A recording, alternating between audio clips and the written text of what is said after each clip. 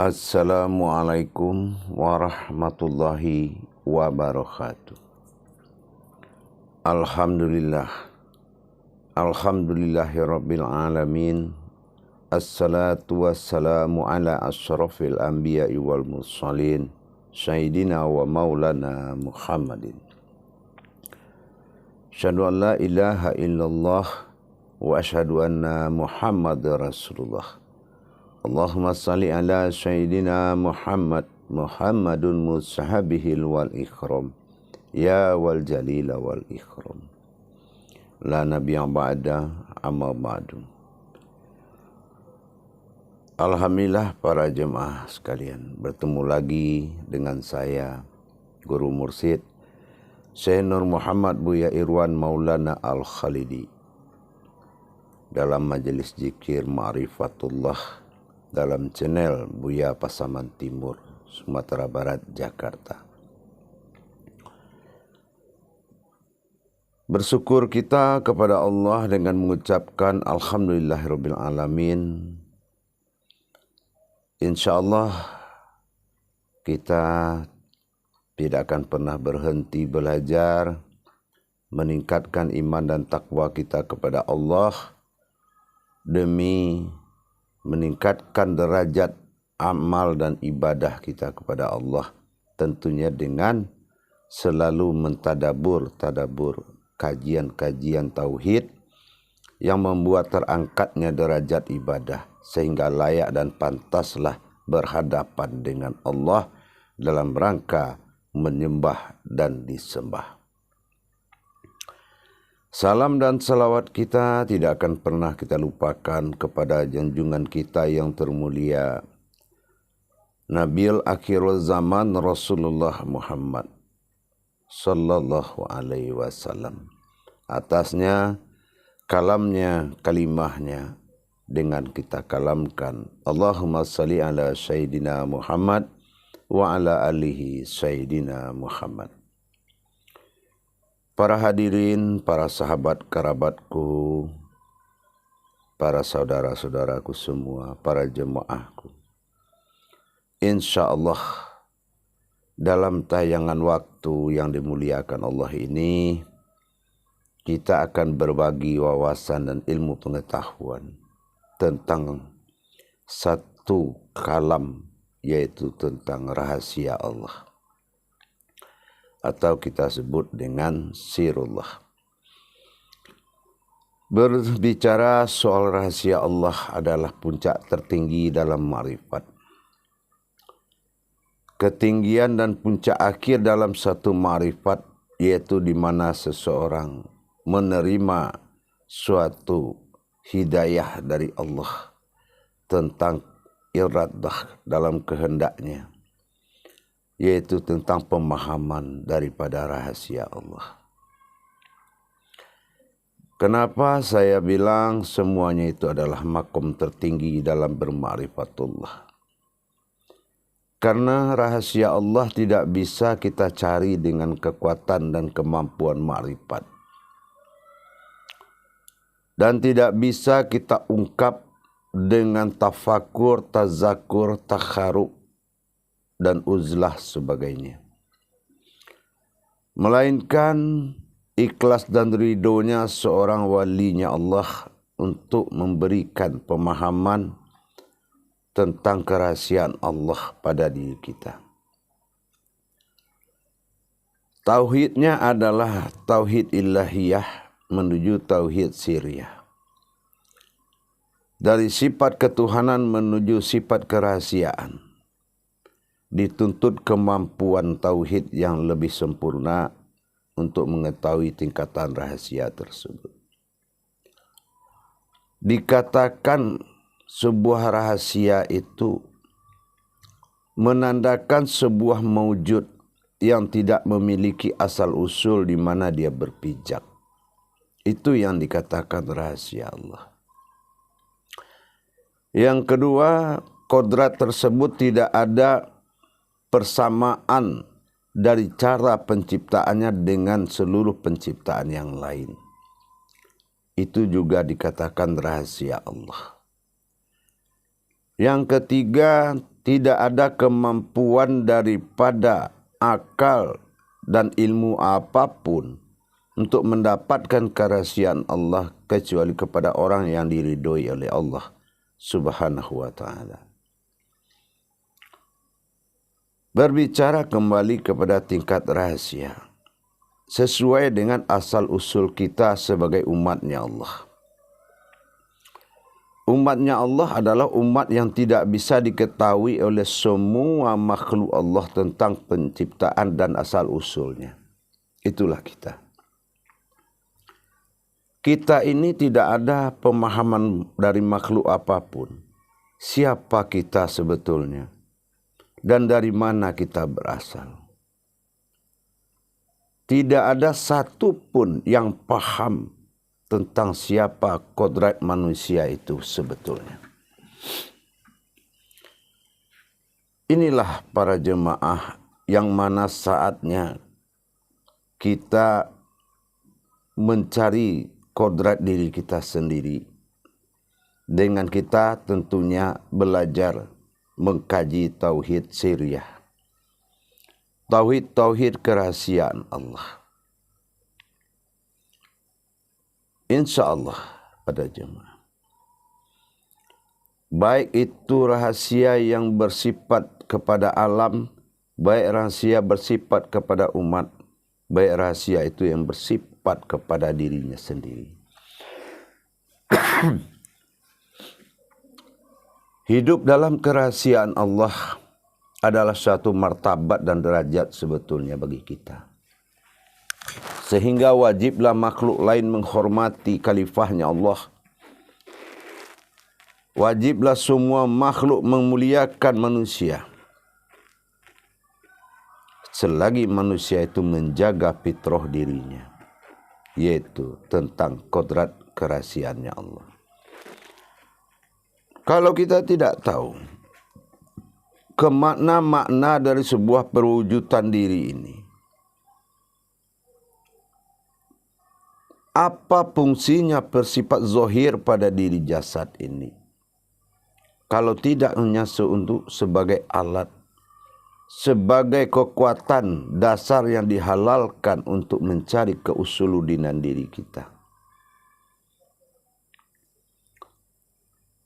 Baik jemaah sekalian, kita berasal dari rahasianya Allah. Innallaha innal insanu masyakinatul wal maridu. Qudsi Allah. Sesungguhnya engkau berasal dari rahasiaku dan tidak ada yang tahu melainkan dirimu sendiri. Ini perlu hubungan tauhid yang sangat kuat dengan Allah untuk mencapai pentajalian usuluddin, siapa kita yang sebenarnya. Jaminan keyakinan, jaminan kerahasiaan. Allah telah mengingatkan kita kepada 3 perkara. Mukharabatu fi qalbi. Waspadai olehmu apa itu tentang hati. Mukharabatu fi ruhi.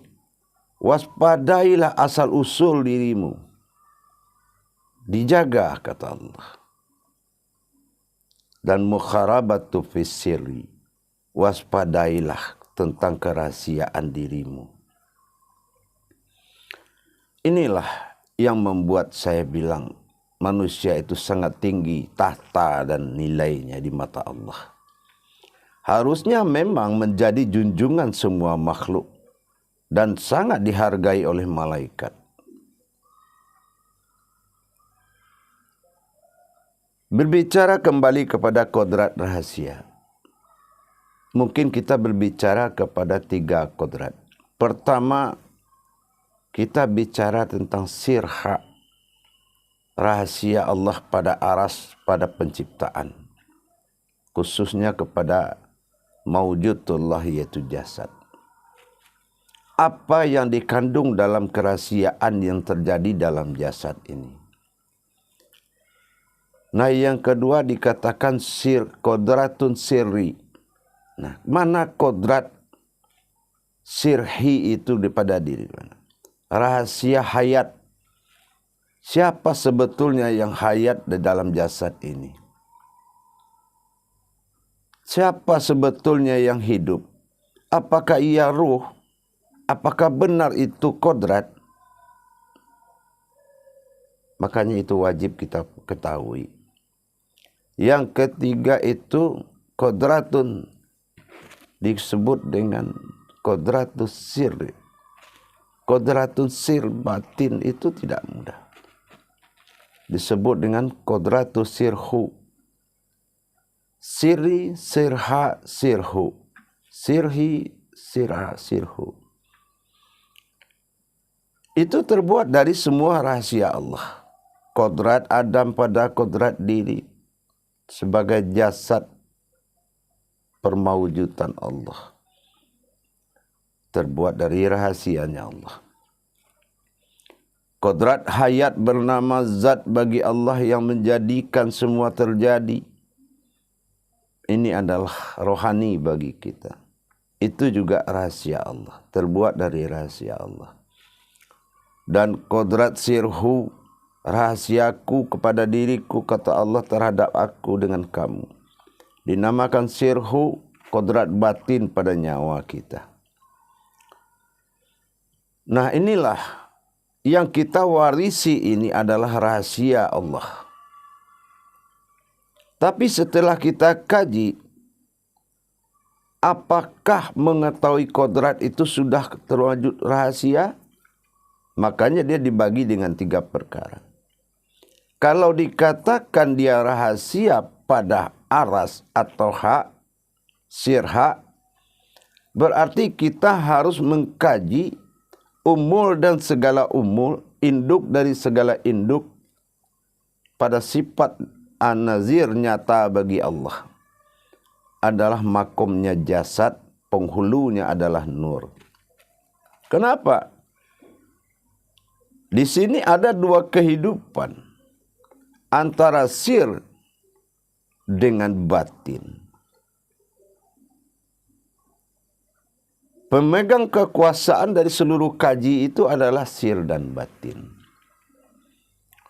Dan perbedaan sir dengan batin ini sangat nyata. Dan cara kerjanya hampir sama. Nah, inilah jemaah. Kalau kita bicara kepada kodrat rahasia, kalau dibawa dalam kaji diri, dia mendapatkan 3 kodrat, sirha, sirhi, dan sirhu.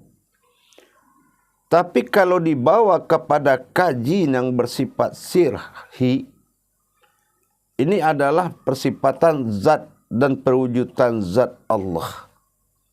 Zat Tuhan billah yang mewujud sebagai Allah yang ingin dipanggil sebagai Muhammad. Nah, ini dia. Ini yang dinamakan sirhi. Kalau beda dengan sirhu, rahasiaku, dari aku ingin dipanggil dengan nama Allah. Tapi setelah dia bertajali kepada sirhi dengan nama Allah, berbekal kodratnya Allah pada diri, maka diasmakan, dipanggil Muhammad. Nah, kenapa terjadi rahasia-rahasia seperti itu? Karena manusia diliputi oleh akal dan nafsu. Agar terjadinya martabat insaniah kita, kandungan asal-usul rahasia ini menjadi pertahanan dan benteng diri kita yang tidak tercapai oleh marifat apapun terhadap kodratnya manusia. Kalau manusia itu hidup atau hayat dengan kerahasiaan Allah. Bagaimana kalau kita melihat daripada sirhunya? Kalau sirhu kembali kepada sirnya aku, kata Allah. Apa yang dirahasiakan oleh Allah pada kunya, kepada keakuannya. Ini dikatakan tauhid siriyah. Yang mana tidak terasmakan lagi sebuah kaji itu. Ada di dalam ketiadaan. Wajib ada, mustahil tiada. Maka kemustahilan berpindah kepada sebelum semuanya ada. Kalau kita katakan ada penciptaan Tuhan, tidak mungkin. Tidak ada yang menciptakan dia. Kalau kita katakan dia tidak ada, tapi dia ada. Nah, apa yang mustahil membuat dia ada? Itulah tiada. Nah, apa yang dikatakan tiada adalah suatu wadah, suatu alam, di mana di situ dikatakan tanizil khadim, semua awal terjadi wujud semuanya. Itu kalau sirhunya. Mungkin itu butuh daripada konsep belajar. Dari ketiga kodrat tadi, terjadilah suatu hayat yang mana kodrat ini maujud. Yang tiga rahasia ini maujud. Tetapi bagaimanapun dia maujud, tetap ada sir usir. Tetap ada rahasia dalam rahasia. Contoh, kalau ada perwujudan nurullah kepada sifat zatnya, yaitu dikalamkan dengan rohani atau warisan daripada Muhammad. Bagaimana jadinya kalau ada dari makom sir ini ditajalikan oleh batin mawujud menjadi sebuah zat? Kalau tidak ada rahasia yang terjadi, tidak mungkin kodrat ini berangkat. Tidak mungkin sir menjadikan batin bisa mewujud kepada zat. Ini termasuk sir yang dirahasiakan. Ini yang dirahasiakan. Memang kalau kaji kodratnya seperti itu. Tetapi bukan arti kata batin menciptakan zat. Tidak ada penciptaan oleh batin kepada zat. Dan tidak ada penciptaan zat kepada nur. Tetapi batasan daripada amaliyah manusia hanya boleh mengetahui jadi dan terjadi. Terjadi di sini bukan tidak disengaja, tapi dikehendaki dengan sifat iradahnya. Pasti ada rahasia di balik itu. Setelah dia ada dari zat tadi, mewujudlah sebuah nur. Adalah ruhul azoma, sumber kehidupan daripada ruh. Kalau dalam kaji memang sangat diakui kalau nur ini adalah kodrat atau asal usul daripada sebuah ruh.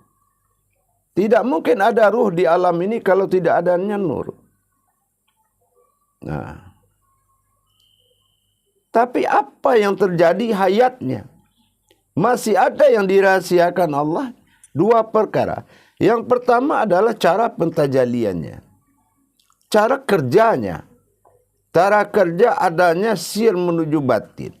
Adanya batin terhadap zat, adanya zat terhadap nur, adanya nur terhadap maujud. Ruh. Nah ini. Tajali ini dirahasiakan oleh Allah. Apakah yang mentajalikan ini sebuah kehidupan, sebuah hayat, sebuah ruh atau apa? Tidak mungkin semua bisa terjadi kalau tidak ada hayat di situ. Kita contohkan dalam kajian yaitu Asmaul Husna. Kalau jadi kata dalam asma alif lam lam ha itu diakhiri oleh af'alullah atau ha. Ha itu adalah af'al. Af'al itu adalah gerakan. Tapi gerakan itu adalah kodrat daripada hayat. Hidup. Dengan bergerak dinyatakan oleh Allah, itulah menatakan aku itu hidup, hayat pada dirimu. Bukan hidup itu dengan ruh. Hayatullah itu adalah arasullah. Apa arasullah? Gerak yang datang tadi. Gerak itu menandakan suatu hidup. Seperti kita lihat orang kalau sudah berpulang. Pasti Allah memberikan pertanda hilangnya af'al sehingga mayat itu tidak menyatakan gerakan lagi. Itu berarti hayatnya yang tidak ada. Bukan Allah tidak ada. Bukan nyawa yang tidak ada. Karena nyawa itu diadili lagi. Diri itu diadili lagi. Nah itu dinamakan dengan hayat.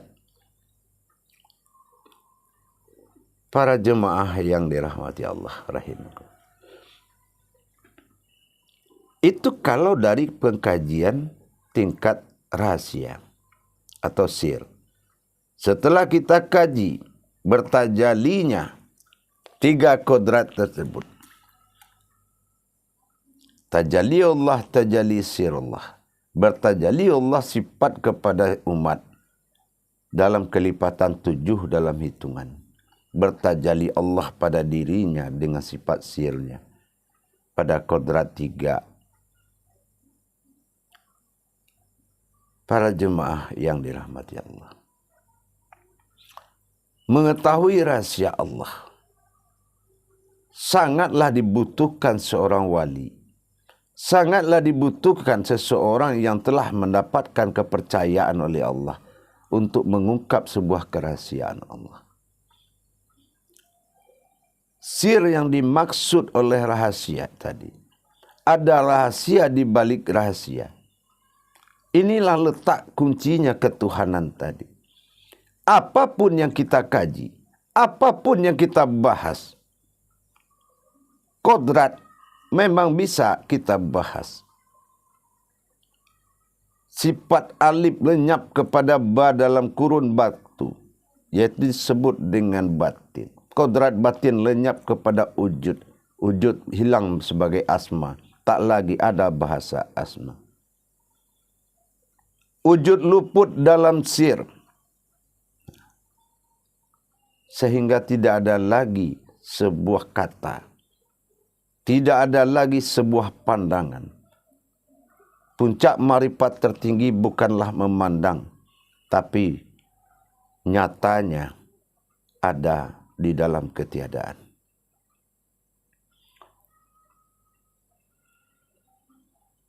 Inilah yang dikatakan. Setelah kita mendapati kodrat-kodrat diri kita. Tapi di balik itu, sama kayak kita mengkaji diri. Man arafa nafsahu wa qad arafa rabbahu. Barang siapa yang mengenal diriku, maka dia akan mengenal siapa aku sebagai penguasa. Robnya. Atau barang siapa yang mengenal aku, dia mengenal siapa yang menguasai dirinya. Tapi kenapa tidak mengenal diri kita? Tapi kita wajib mengenal diri keakuannya Allah. Nafsahu. Karena kembali kepada fitrah. Fitrah kita berasal dari Allah. Zat asal diri pun jadi. Dan sifat zat berasal dari keilahan. Yaitu sir daripadanya Allah.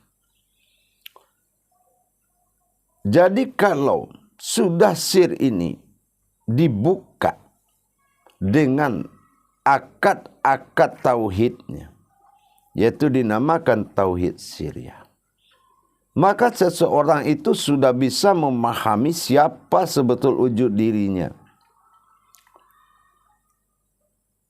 Inilah jamaah. Kodrat kerahasiaan Allah yang ada pada diri wajib diketahui karena itu adalah usuluddin diri kita.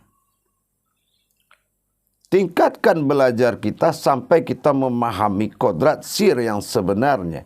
Sehingga kita paham bagaimana cara hakikat bertuhan yang sebenarnya.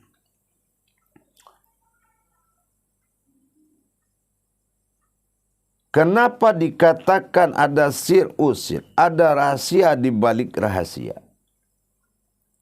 Inilah kajian yang masih berjalan pada akhir daripada rahasia itu tidak lagi menjadi 2. Kalau dikatakan ada rahasia di balik rahasia, sir usir, seperti kita lihat makom daripada solat subuh, 2 rakaat dengan sir usir. Nah, karena ada 2 kodrat, sir pada Adam dan sir pada Muhammad, atau sir pada zahir dan sir pada batin.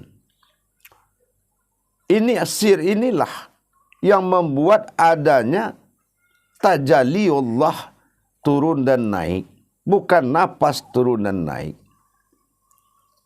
Kalau dikatakan hayat, ada 2 napas dalam diri, napas sir dan napas batin, atau dikatakan hayat.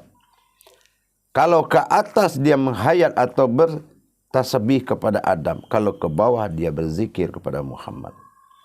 Itulah batin yang bertajali, bukan nafas yang turun naik. Itulah bentuk seumpama kita mengenal sedikit aja daripada sirnya Allah. Nah, kita lihat berapa banyak pengakuan iman yang belum sempurna kalau nafas itu turun naik.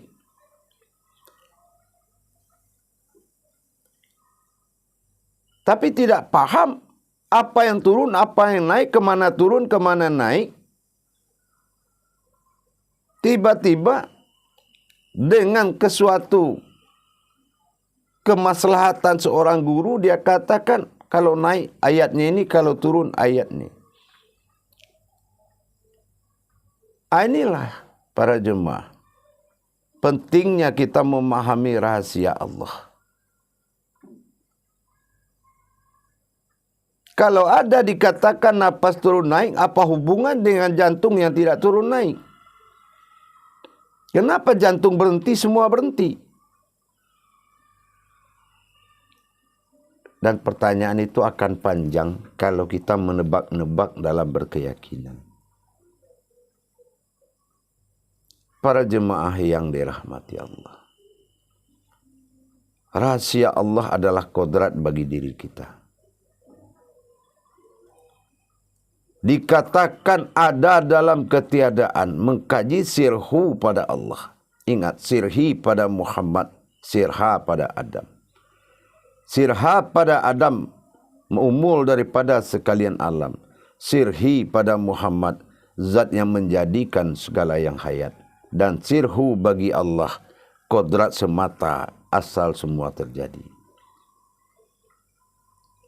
Dan ketiga-tiga kodrat tersebut wajib menjadi kajian sampai menjadi suatu kodrat alam, dinamakan sifat laha bagi Adam, alam nyata, bersifat nyata, dan bersifat lahi bagi Muhammad, bersifat wujud asal semua itu dijadikan zat daripada Allah, batang tubuh daripada Muhammad, dan sifat hu, keakuan, batin, sir, yang sifat pembangkit daripada keduanya.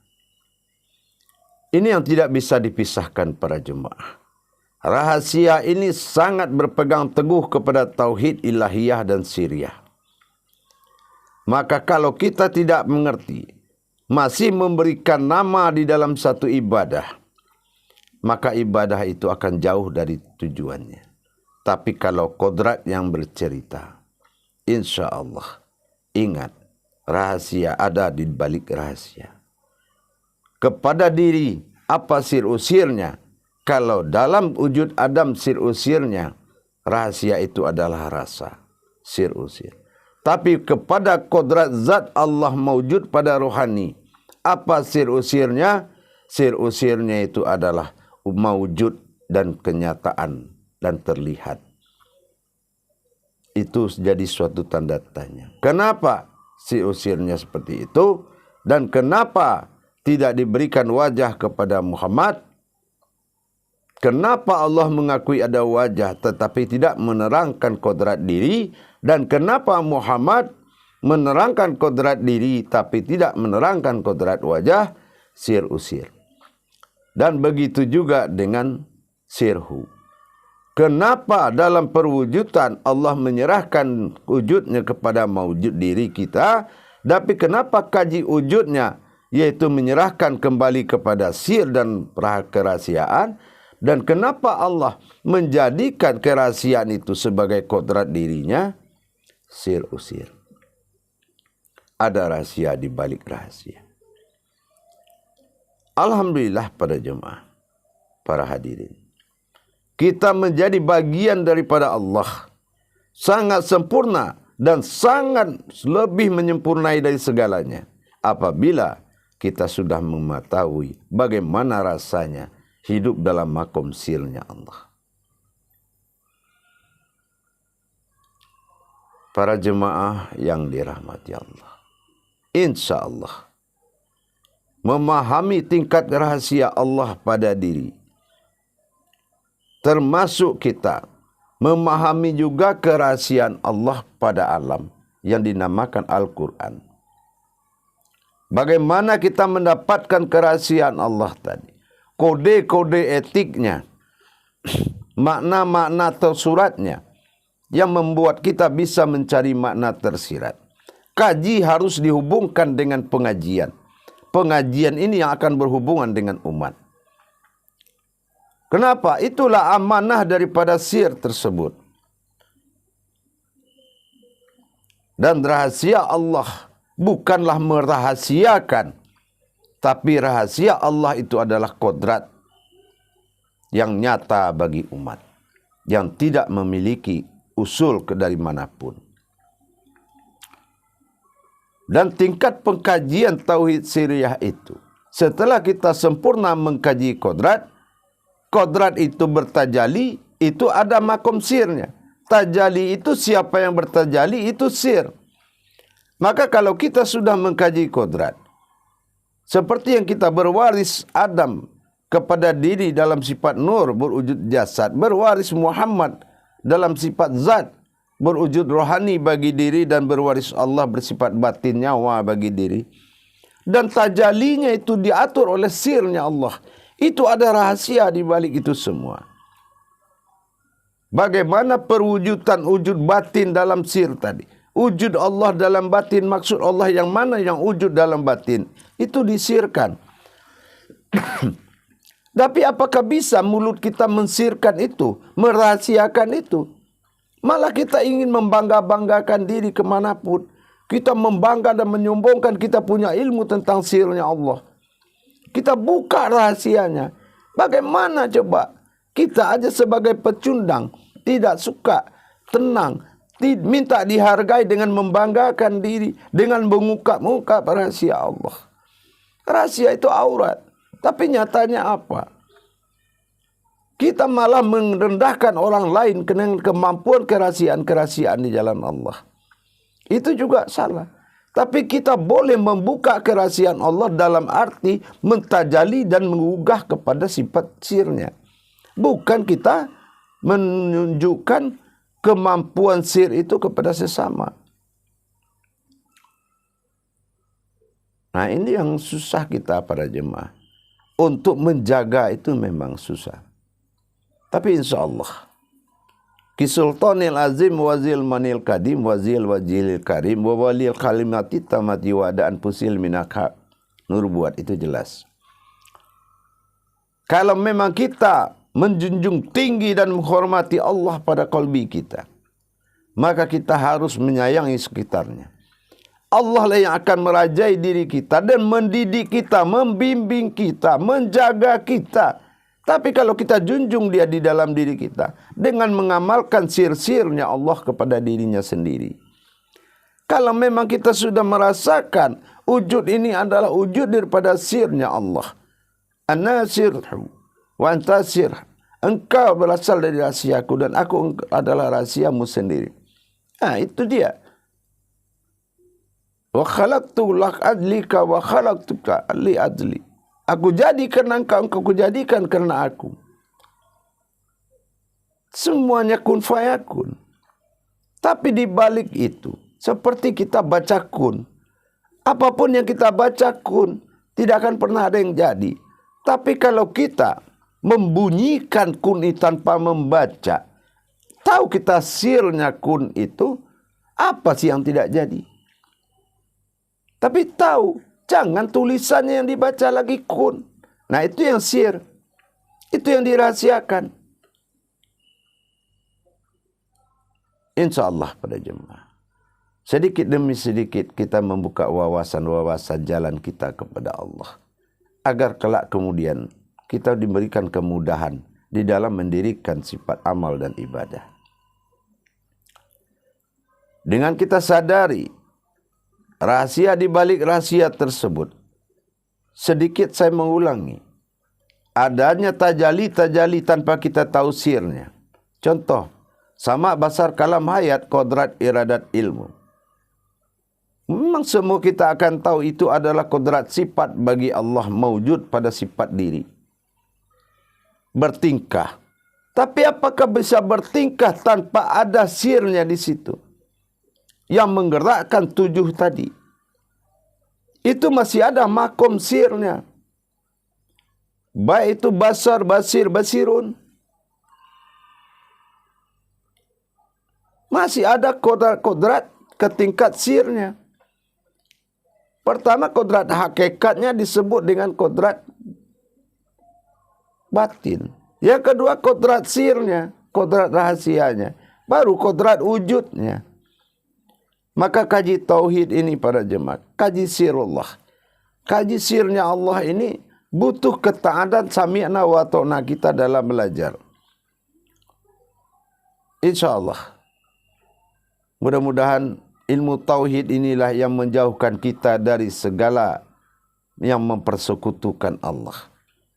Kalau kita mengkaji diri, tidak lagi mengkaji di luar diri, maka kita tidak butuh kebendaan, makhluk-makhluk, leluhur-leluhur dalam penyembahan, azimat-azimat, asim-isim, segala macam itu akan terlepas dari kita.